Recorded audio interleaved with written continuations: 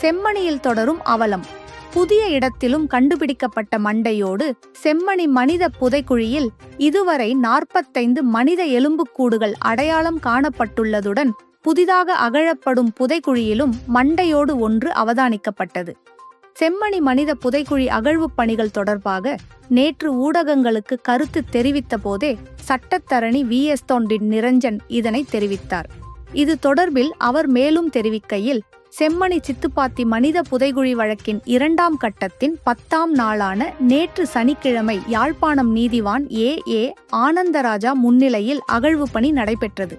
இதுவரை மொத்தமாக 45 மனித எலும்புக்கூடுகள் அடையாளம் காணப்பட்டுள்ளதுடன் 42 மனித எலும்புக்கூடுகள் அகழ்ந்தெடுக்கப்பட்டிருக்கின்றது.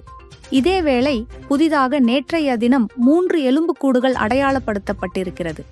செய்மதிப்படம் மூலம் அடையாளப்படுத்தப்பட்டு அகழப்படும் சந்தேகத்துக்கிடமான பகுதியில் மண்டையோடு ஒன்று அவதானிக்கப்பட்டுள்ளது என்றார்.